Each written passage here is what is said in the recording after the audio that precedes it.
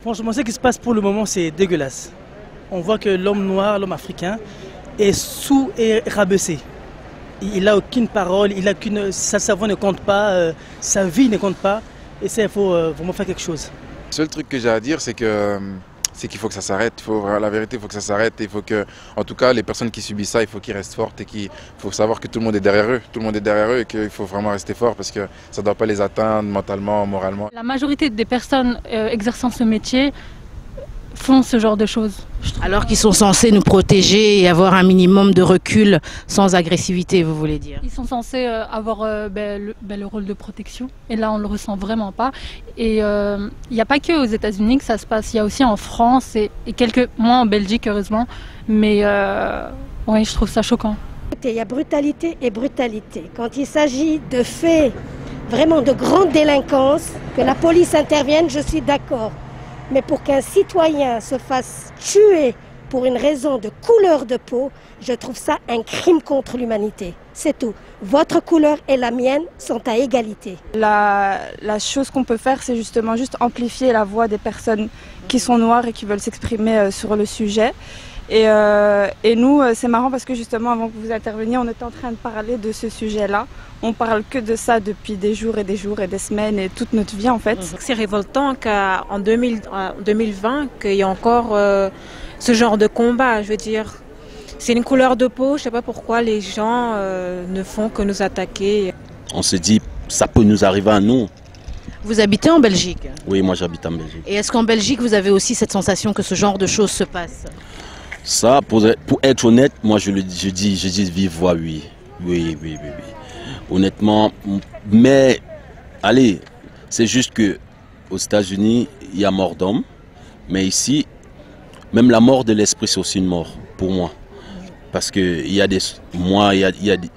des sociétés où tu vas, tu travailles 2 fois plus qu'une autre personne, mais ils ont des promotions, mais pas toi.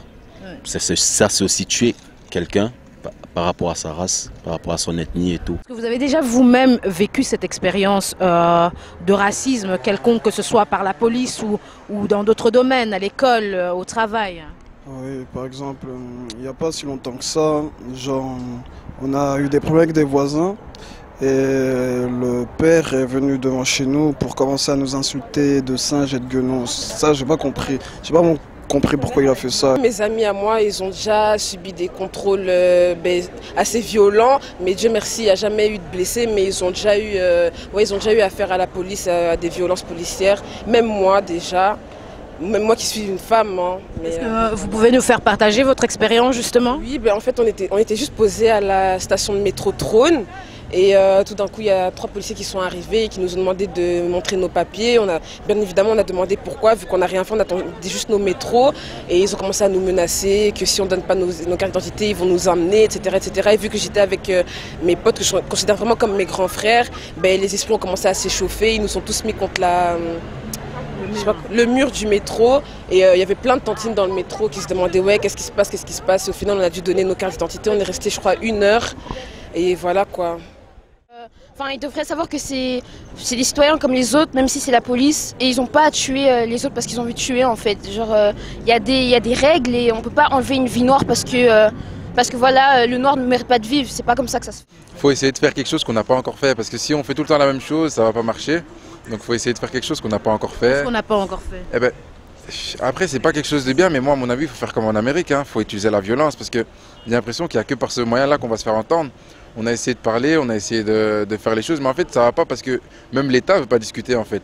Et eux, ils ne veulent pas discuter, mais nous, on veut discuter, et à un moment donné, ça ne va plus marcher. Donc, si eux, ils utilisent la violence, enfin, je veux dire, le seul moyen pour qu'ils comprennent, c'est être violent en retour.